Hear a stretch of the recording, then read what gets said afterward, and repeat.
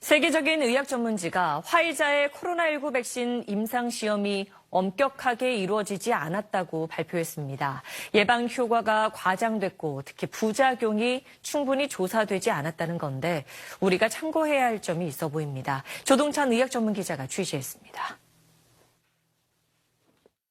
영국 최고 권위의 의학회지입니다.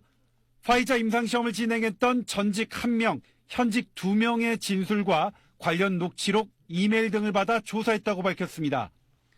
우선 임상시험에서 도출된 화이자 백신의 94% 예방 효과가 정확하지 않을 수 있다고 지적했습니다. 누가 진짜 백신을, 누가 가짜 백신을 맞는지 연구자는 물론 참가자도 모르게 해야 하는데 이게 지켜지지 않았기 때문이라는 겁니다. 이럴 경우 선입견이 작용해 효과가 과장될 수 있는데 사실로 확인되면 임상시험 규정 위반입니다. 미국 식품의약국 FDA의 부적절한 대처도 주장했습니다. 연구원이 임상시험 절차의 오류를 미국 FDA에 보고했는데 받아들여지지 않았고 회사로부터 해고당했다는 겁니다. 중증 부작용 조사가 부족했다고도 기술돼 있습니다. 화이자는 백신 신뢰를 훼손할 목적으로 보이는 일방적 주장은 유감이라면서도 백신과 관련된 우려사항들은 철저히 조사하고 있다고 밝혔습니다. 대한백신학회 관계자는 일부 규정 위반이 있는 것으로 보이지만 백신의 예방 효과에 큰 영향을 주진 않았을 것으로 분석했습니다. 미국 외에 다른 여러 나라에서 효과가 입증됐기 때문입니다.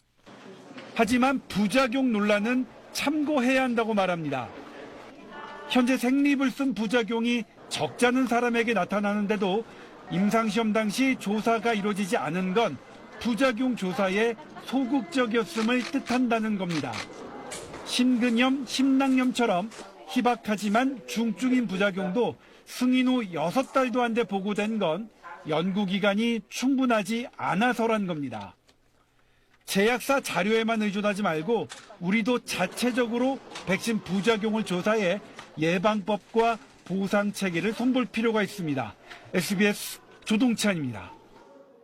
네, 안녕하십니까. 김현우입니다. 더 많은 뉴스와 라이브 이벤트를 보고 싶으시면 화면 오른쪽을 눌러서 구독해 보시길 바라겠습니다. 또 저희 SBS 앱을 다운로드 하시면 속보 알림도 받아보실 수 있습니다. 항상 저희 SBS 뉴스를 시청해 주셔서 대단히 고맙습니다.